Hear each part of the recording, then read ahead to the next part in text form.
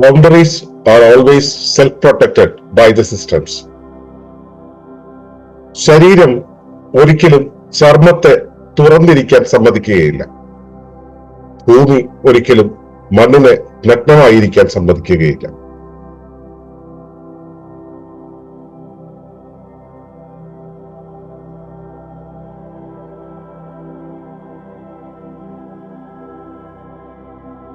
തുടർന്ന് കാണുന്നതിന് മുമ്പായി ഈ വിഷയം ഇഷ്ടമായെങ്കിൽ ഒന്ന് ലൈക്ക് ചെയ്യുക, കമന്റ് ചെയ്യുക, ഷെയർ ചെയ്യുക. നിങ്ങൾ പ്രകൃതിയെ ഇഷ്ടപ്പെടുന്നുവെങ്കിൽ ഈ ചാനൽ സബ്സ്ക്രൈബ് ചെയ്യുക.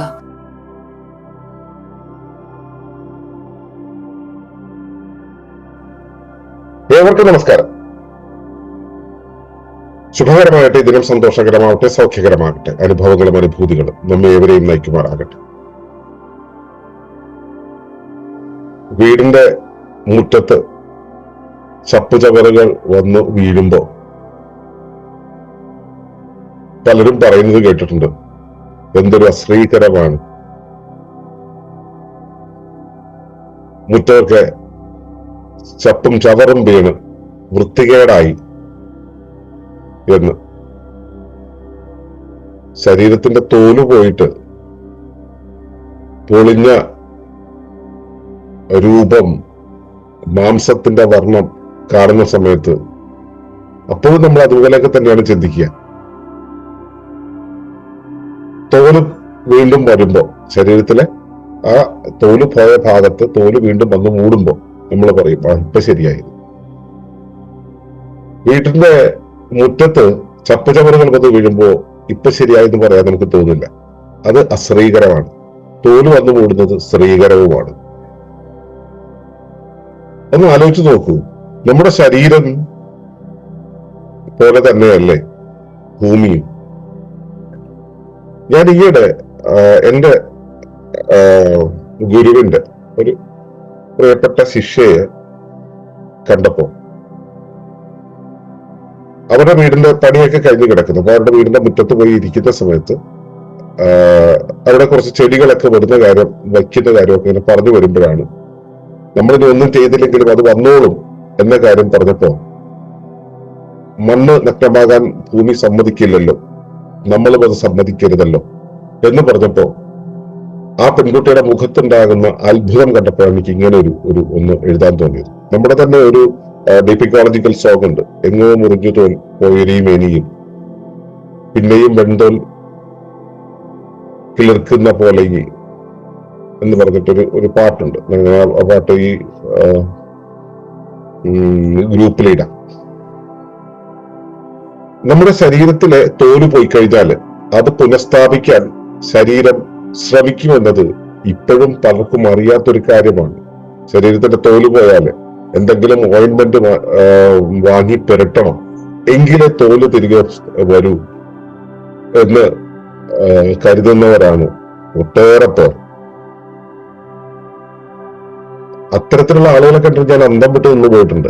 ശരീരത്തിന്റെ തോല് പോയി കഴിഞ്ഞാല് അതിന് ഒരു പെട്രോളിയം ജെല്ലി കൊണ്ടുവന്ന് അത് നമ്മുടെ ശരീരത്തിൽ പുരട്ടിയാൽ അയാൾ പറഞ്ഞത് ആരെയാണെന്ന് നിങ്ങൾക്ക് അറിയാമല്ലോ, അയാൾ ഉണ്ടാക്കുന്ന ആ ഉൽപ്പന്നം അയാൾക്ക് ലാഭം ഉണ്ടാക്കാൻ വേണ്ടി അയാളുടെ കച്ചവട ശൃംഖലയിലൂടെ കൊണ്ടുവന്നിട്ട് അയാളുടെ വിദ്യാഭ്യാസ സ്ഥാപനത്തിൽ പഠിച്ച ഒരാളുടെ തോല് പോയി കഴിഞ്ഞാൽ അയാളുടെ മരുന്ന് അല്ലെങ്കിൽ ഔഷധം ഉപയോഗിച്ചുകൊണ്ട് തേച്ചാൽ മാത്രമേ പോകൂ എന്ന ചിന്താ പദ്ധതി അവരുടെ തലയിൽ എസ്റ്റാബ്ലിഷ് ചെയ്ത് വെച്ചിരിക്കുന്ന ആ ഒരു സംവിധാനത്തിന്റെ സങ്കീർണത കണ്ടിട്ടാണ് ഞാൻ അന്തം വിട്ടുപോയത്. ഇവരുടെ അറിവില്ലായ്കയല്ല അത്, അങ്ങനെ അവർ ഭ്രമിച്ചിരിക്കുന്നു എന്നുള്ളത്. അങ്ങനെ ഭ്രമിച്ചു വെച്ചിട്ടുള്ളവർക്ക് അറിയില്ല ഇപ്പോഴും തോല് ശരീരം തനിയെ പുനഃസ്ഥാപിക്കുന്നതാണ്. ശരീരത്തിനല്ല, എല്ലാ ജൈവ വ്യവസ്ഥകൾക്കും അതിന്റെ പരിധിയെ സംരക്ഷിക്കാനുള്ള ഉത്തരവാദിത്വമുണ്ട്. എല്ലാ വ്യവസ്ഥകൾക്കും ഒരു പരിധിയുണ്ട് എന്നതും വ്യവസ്ഥാ നിയമം പഠിച്ചവർക്കറിയാം. എല്ലാ വ്യവസ്ഥകൾക്കും ഒരു പരിധിയുണ്ട്, ബൗണ്ടറി ഉണ്ട്, ഒരു അതിര് ഉണ്ട്. ഈ അതിർത്തിയെ സംരക്ഷിക്കുക എന്നുള്ളത് എല്ലാ വ്യവസ്ഥകളുടെയും സ്വഭാവമാണ്, ധർമ്മമാണ്. അത് നമ്മൾ പലയിടങ്ങളിൽ പല രൂപത്തിൽ കാണാറുണ്ട്. വീട്ടിനകത്ത് വ്യക്തിത്വങ്ങൾ ഒരുമിച്ച് ജീവിക്കുന്നു. വ്യക്തിത്വങ്ങളുടെ അതിരുകൾ കൂട്ടി മുട്ടുന്ന സമയത്ത് ആ അതിര് സംരക്ഷിക്കാനായിട്ടാണ് പലപ്പോഴും ദമ്പതികൾ തമ്മിൽ പരസ്പരം ചീറുന്നത്. അതിർത്തി സംരക്ഷിക്കുകയാണ്. അതിർത്തി പൊളിഞ്ഞിട്ടുണ്ടെങ്കിൽ അതിനെ പുനഃസ്ഥാപിക്കാൻ ആ വ്യവസ്ഥ വളരെ പെട്ടെന്ന് ശ്രമിക്കും. സ്വയം സംരക്ഷണത്തിന്റെ ഭാഗമായി സംഭവിക്കുന്നതാണ്. നമ്മുടെ ശരീരത്തിന്റെ അകത്ത് ഒരു അസ്വസ്ഥത വന്നു കഴിഞ്ഞാൽ, നമ്മുടെ ശരീരത്തിന് ഉചിതമല്ലാത്തൊരു ഭക്ഷണം കഴിച്ചാൽ ഒന്നുകിൽ വയറിളകി പോകും, ഛർദ്ദിച്ചു പോകും. എന്നിട്ട് ശരീരം പഴയ അവസ്ഥയിലേക്ക് പോകാൻ ശ്രമിക്കും. ശരീരത്തിന്റെ മുകളിൽ ഒരു മുറിവ് വന്നു കഴിഞ്ഞാൽ ആ മുറിവിനെ പുനഃസ്ഥാപിക്കാൻ ശരീരം ഉടനെ ശ്രമിക്കും. ആദ്യം വേദന വരും, പിന്നെ ശരീരം അനക്കാൻ പറ്റാത്തൊരവസ്ഥ വരും, പിന്നെ നമ്മൾ കുറച്ചു നാൾ അനങ്ങാതിരുന്നു കഴിഞ്ഞാൽ ഇതെല്ലാം പുനഃസ്ഥാപിച്ചു പോകുകയും ചെയ്യും. എല്ലാ ജൈവ വ്യവസ്ഥകൾക്കും ഈ ഒരു സംവിധാനമുണ്ട്. ഈ ജൈവ വ്യവസ്ഥകളെ എല്ലാം പേറുന്ന മഹാജൈവ വ്യവസ്ഥയായിട്ടുള്ള മഹാഗർഭമായ പാത്രമായ ഭൂമിക്ക് അതുണ്ടാവില്ലേ? അത് പലർക്കും മനസ്സിലാകുന്നില്ല. ഭൂമിക്ക് വന്നിട്ട് നിങ്ങൾ ഭൂമിയുടെ മുറ്റം, ഭൂമിയുടെ ഒരു ഭാഗം നിങ്ങൾ ചെത്തി മിനുക്കി ഇടുക. ചെത്തി മിനുക്കി ഇടുക എന്ന് വെച്ച് കഴിഞ്ഞാൽ അവിടെ വേറൊരു വിത്തും വന്ന് വീഴില്ല എന്ന് ഉറപ്പിക്കുന്ന രീതിയിൽ നിങ്ങൾ ഒന്ന് തുറന്നിടുക, തുറസ്സായിട്ടിടുക. എന്നിട്ട് ഒരു സീസണിലൂടെ കടന്നു പോകാൻ, ഒരു സീസൺ വേണ്ട, 1/4 സീസൺ മതി, ഒരു ഋതുവിലൂടെ കടന്നു പോകുവാൻ നിങ്ങൾ അതിനെ അനുവദിക്കുക. അവിടേക്ക് വേറെ വിത്തുകളൊന്നും വരേണ്ട കാര്യമില്ല. നിങ്ങൾ അവിടെ ചെത്തി വൃത്തിയാക്കിയിട്ടുണ്ടാവണം, വേറെ വിത്തുകളൊന്നും വരേണ്ട കാര്യമില്ല. അങ്ങനെ സൂക്ഷിക്കുക. ജൈവാവസ്ഥ പൂർണ്ണമായും നീക്കി സൂക്ഷിക്കുക.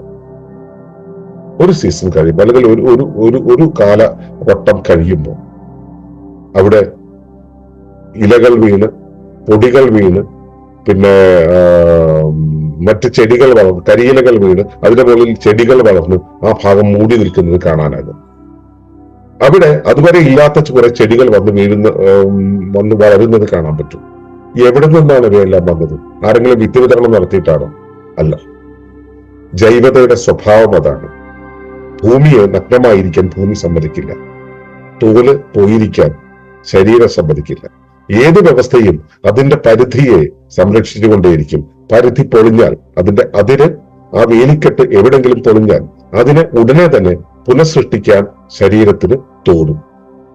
ജീവന്റെ സ്വഭാവമാണിത്.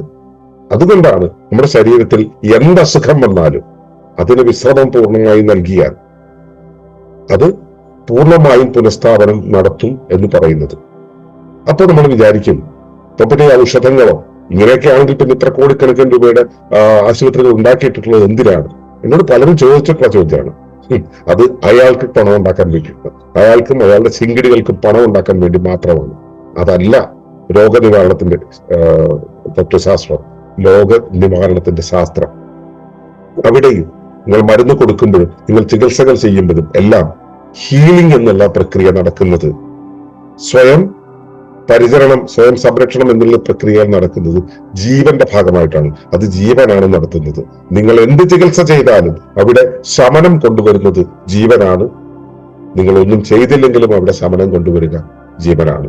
ഒന്നും ചെയ്തില്ലെങ്കിലാണ് ശമനം എത്രയും ഭംഗിയായിട്ട് ചെയ്യാൻ കഴിയുക ശരീരത്തിന്. പിന്നെ ഈ ഔഷധങ്ങൾക്കുള്ള പ്രസക്തി എന്ന് പറയുന്നത് ചിലപ്പോഴൊക്കെ വേദന കുറയ്ക്കാനും ചിലപ്പോഴൊക്കെ ചില സാങ്കേതിക ബുദ്ധിമുട്ടുകൾ ഒഴിവാക്കാനും ഒക്കെയാണ്. പട്ടിയുടെ വായിൽ നമ്മൾ നിരന്തരം കാലിടും എന്ന സ്വഭാവം നമുക്കുള്ളപ്പോ, പട്ടിയുടെ വായിൽ കാലിടേണ്ട യാതൊരു കാര്യമില്ല, പക്ഷെ നമ്മൾ കാലിട്ടുകൊണ്ടേ ഇരിക്കും എന്നുള്ള സ്വഭാവം നമുക്കുള്ളപ്പോ പട്ടി കടിക്കുമ്പോ കൊള്ളാതിരിക്കാൻ ഒരു ഇരുമ്പിന്റെ കവചം ഇടുന്നത് നന്നായിരിക്കും. അതുപോലെ ഭക്ഷണം നിർത്താനോ നമ്മുടെ ശീലങ്ങൾ മാറ്റാനോ നമ്മുടെ തൊഴിലിൽ നിന്നും മാറി നിൽക്കാനോ നമ്മുടെ ക്രമങ്ങളിൽ നിന്നും മാറി നിൽക്കാനോ നമ്മൾ തയ്യാറല്ലാത്തപ്പോ നമ്മുടെ ശരീരത്തെ പുനഃസ്ഥാപിക്കാൻ, അത്രയും കാലത്തേക്ക് വേദന അറിയാതിരിക്കാൻ ഔഷധങ്ങൾ ഉപയോഗിക്കുന്നതിൽ തെറ്റു പറയാനില്ല. പക്ഷെ ജീവൻ എപ്പോഴും ശ്രമിക്കുക അതിനെ സംരക്ഷിക്കാനാണ്, അതിന്റെ പൂർവ്വസ്ഥിതിയെ പ്രാപിപ്പിക്കാനാണ്. ശരീരത്തിലാണെങ്കിലും ഭൂമിയിലാണെങ്കിലും എല്ലാ ജീവവ്യവസ്ഥകൾക്കും ഈ സ്വഭാവമുണ്ട് എന്നത് മനസ്സിലാക്കുക, അതിന് വഴങ്ങിക്കൊടുക്കുക. അത് എല്ലാം ശരിയാക്കിക്കൊള്ളും. നന്ദി, നമസ്കാരം.